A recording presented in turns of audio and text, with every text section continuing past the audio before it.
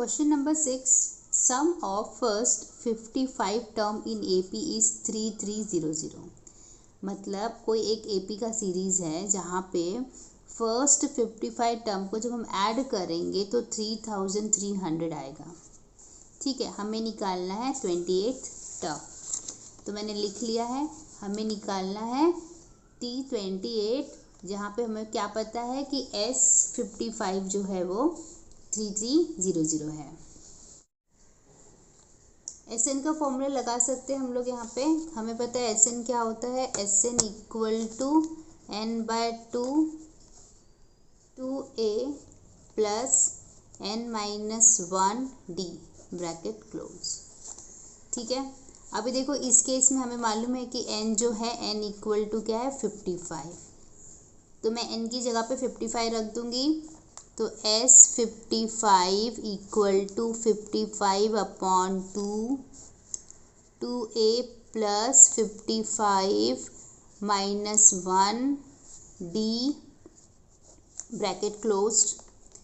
यहाँ पे क्या होगा 55/2, ये होगा 2a प्लस 54d। ठीक है, अभी देखो S55 जो है वो कितना दिया है 3300, तो हम लोग 3300 रख देते हैं। तो यहाँ पे मैं लिख देती हूँ 3300 से 55/2 मैं ऐसे लिखूँगी, यहाँ से 2 कॉमन ले रही हूँ, तो यहाँ पे a प्लस 27d हो जाएगा, ये इंटू हो जाएगा, 2 कैंसिल हो जाएगा, तो क्या मिलेगा 55a प्लस 27d और यहाँ पे 3300 एज इट इज़। ठीक है, अभी ये ब्रैकेट क्लोज। अब ये 55 उधर जाएगा तो डिवीजन में हो जाएगा, राइट। तो 3300 upon 55 equal to a plus 27d। 11 से कट, 5 5 जा 300, तो ये क्या हो जाएगा 300/5 equal to a plus 27d। और कट सकता है, 5 6 जा 5 1 जा 5 5 6 जा 30, तो यहाँ पे 60 हो जाएगा a प्लस 27d। ठीक है, इक्वेशन नंबर 1 दे देते हैं इसको। दूसरा हम अभी क्या करेंगे, T28 भी निकाल लेंगे।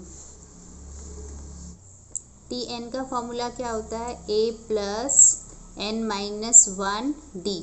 तो T28 क्या होगा, a plus 28 minus 1 d।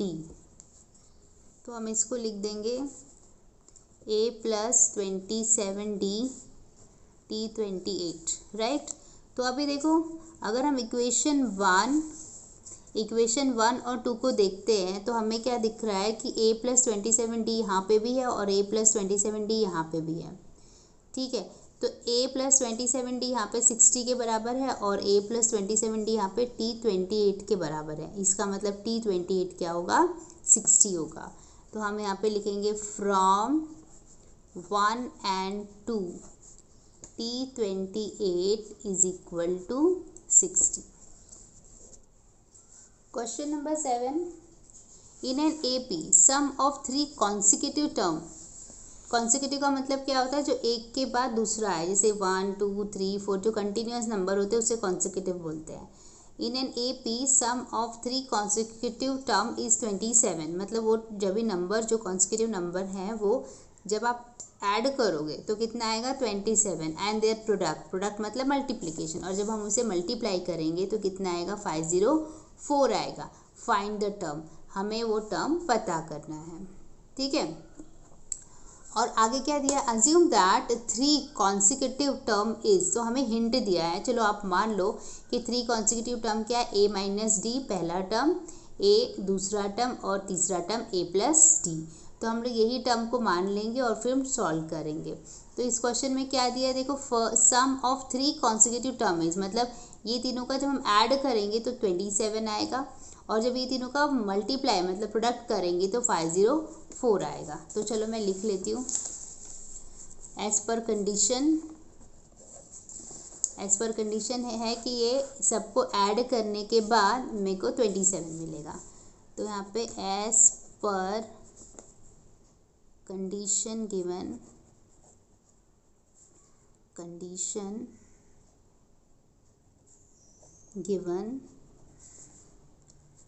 a minus d plus a plus d सब मिला के कितना आएगा 27 आएगा। ठीक है, इसको थोड़ा सॉल्व कर लेते हैं।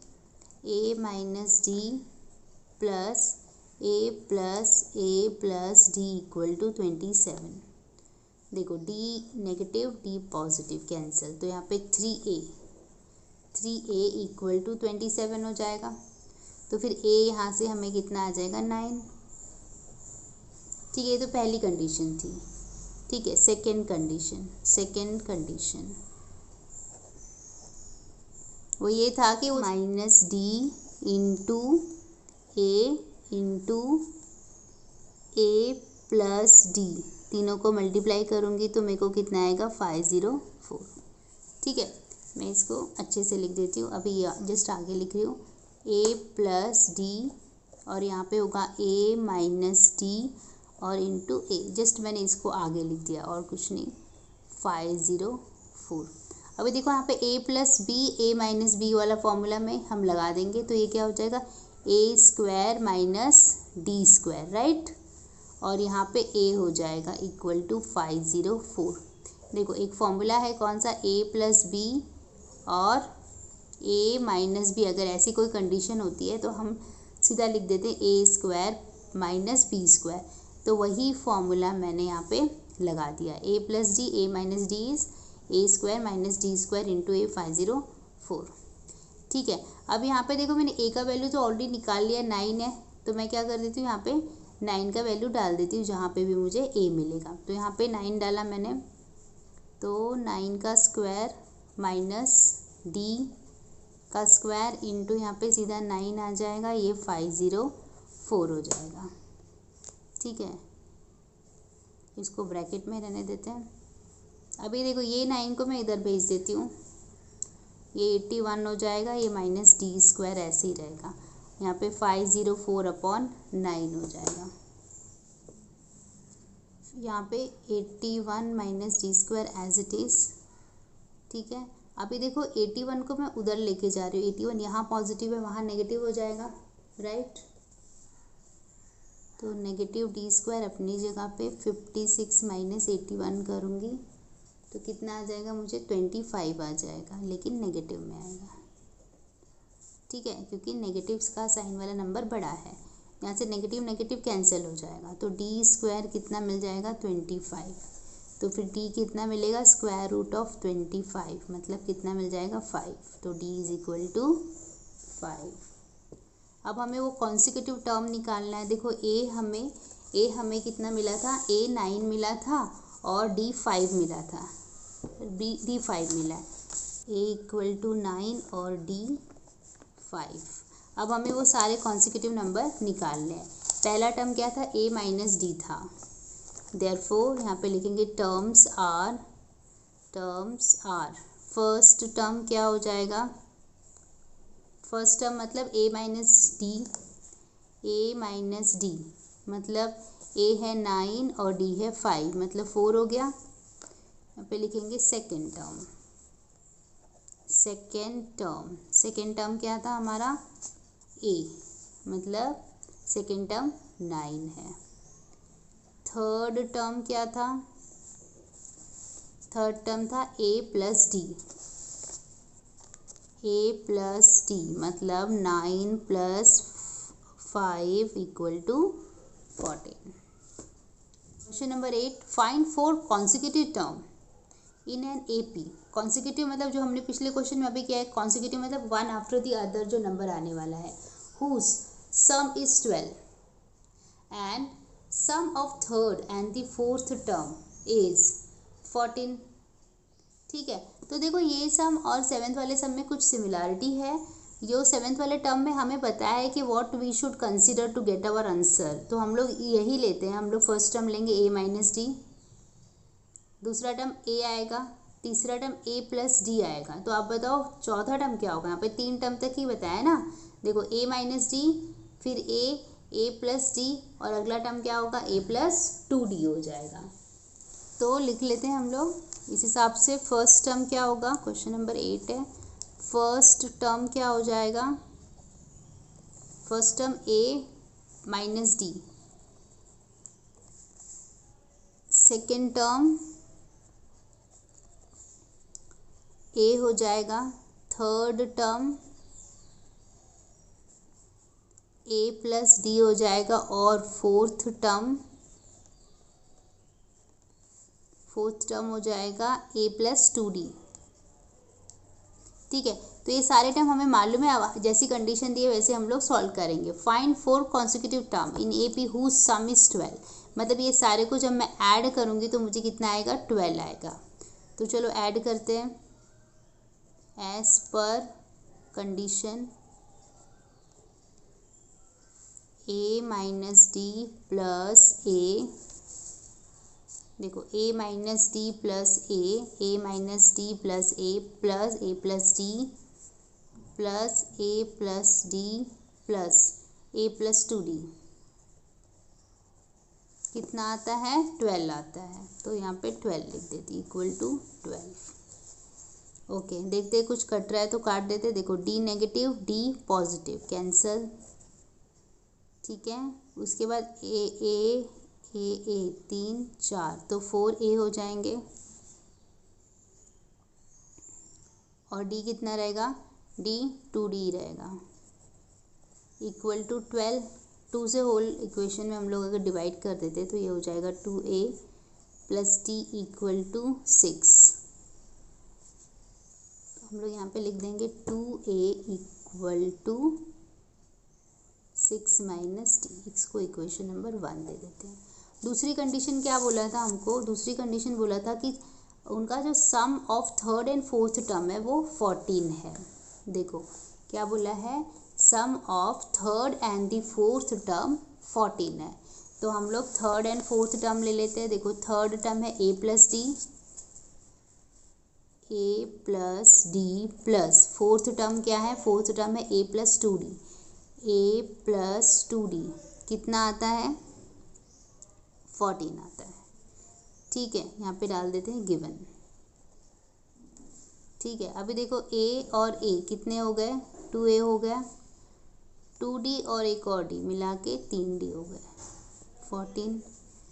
ठीक है, अच्छा अभी हमें मालूम क्या है, हमें 2a का तो वैल्यू मालूम है। 2a क्या है, 6 माइनस डी। तो यहाँ पे 2a की जगह पे मैं 6 माइनस डी रख देती हूँ। 6 minus d plus 3d equal to 14।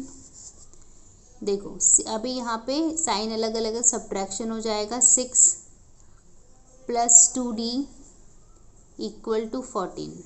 ठीक है, पूरे इक्वेशन को थ्रू आउट 2 से डिवाइड करते हैं। तो 3 प्लस डी इक्वल टू 7। तो d का वैल्यू क्या आएगा, 7 माइनस 3, मतलब d क्या हो जाएगा, 4। अब हम लोग को इक्वेशन में हम लोग d का वैल्यू 4 रख के हम a का भी वैल्यू निकाल लेंगे। मैं रख देती हूँ इक्वेशन नंबर 1 में। यहाँ पे लिखेंगे put d equal to 4 in equation 1। तो 2a प्लस 6 माइनस d है यहाँ पे, तो मैं उसकी जगह पे 4 डाल दूँगी, 4। एक मिनट, यहाँ पे इक्वल साइन था ना, ये कट कर देती हूँ।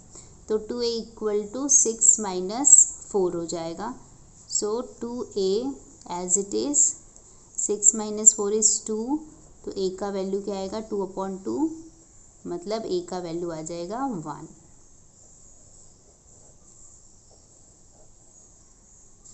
तो हमें पता है हमारे टर्म्स क्या थे। अभी फर्स्ट टर्म क्या हो जाएगा, first term a minus D मतलब 1 माइनस 4 मतलब माइनस 3। सेकेंड टर्म a था तो 1 हो जाएगा। थर्ड टर्म होगा a प्लस डी, a 1 है और d 4 है तो 5 हो जाएगा। और फोर्थ टर्म फोर्थ टर्म क्या था, a प्लस 2d, तो a प्लस 2 इंटू 4, a की जगह पे वैल्यू डाल देती हूँ, 1 plus 8 equal to 9। So terms क्या हो गए हमारे, -3, 1, 5 and 9। Question number 9, if ninth term of an AP is 0, मतलब वो जो भी AP के बारे में ये लोग बात कर रहे हैं उसका 9th वाला जो टर्म है वो 0 है, ठीक है। Then show that 29th term is twice the 19th term, तो उसका जो 29th टर्म है वो 19 का ट्वाइस है, 19th टर्म का ट्वाइस है, ठीक है। चलो शुरू करते हैं।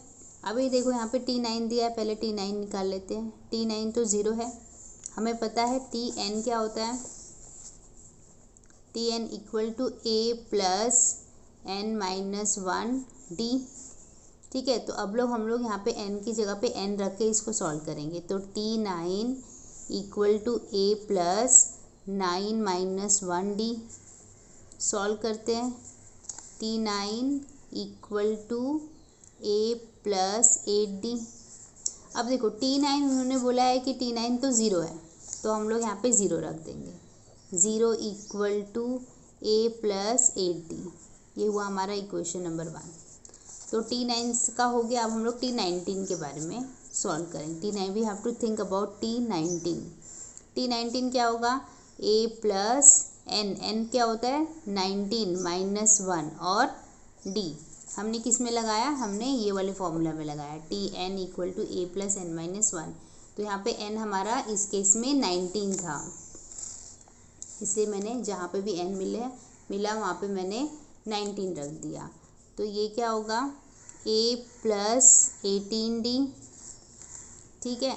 अभी देखो इसको मैं कैसे लिख सकती हूँ, a plus 8d plus 10d, क्योंकि 18d को अगर मैं स्प्लिट करूँगी तो 8d प्लस 10d मिला के तो 18d होगा। अब ऐसा मैंने क्यों किया, क्योंकि देखो a प्लस 8d का मुझे वैल्यू मालूम है, तो मैं वहाँ पे रख सकती हूँ। फिर मैं यहाँ पे लिखूँगी डायरेक्टली 0 प्लस 10d, यहाँ पे लिखूँगी फ्रॉम इक्वेशन 1, ठीक है। तो फाइनली मुझे क्या मिला, मुझे मिला T19 इक्वल टू, यहाँ पे तो 0 है मतलब कुछ नहीं, तो 10d मिल गया मुझे। इक्वेशन नंबर 2 दे देते हैं, ठीक है। अब T29 निकालेंगे। T29 same formula, a plus n तो 29 है, n माइनस 1d नहीं मालूम, तो a प्लस 29 में से एक गया 28d हो जाएगा, ठीक है। अब इसको हम लोग वापस से we can split it, right. तो देखो मैं कैसे स्प्लिट कर रही हूँ, a plus 8d plus 20d, है ना। 8d प्लस 20d क्या होता है, 28d होता है। तो अभी देखो a प्लस 8d मुझे पता है, a प्लस 8d तो 0 होता है, तो मैं यहाँ पे 0 रख देती हूँ। 0 plus 20d, T29 equal to 0 plus 20d, इसका मतलब T29 है आपका 20d, ठीक है। अभी देखो मैं इसको कैसे लिख सकती हूँ, इसको मैं 2 इंटू 10d लिख सकती हूँ, राइट। पर 10d तो T19 के बराबर है, तो मैं यहाँ पे लिखूँगी 2 इंटू T19 और यहाँ पे लिखूँगी फ्रॉम इक्वेशन 2, ठीक है। ओके, तो फाइनली मैंने प्रूफ कर दिया कि T29 वाला जो टर्म है वो 2 इंटू T10 के बराबर है।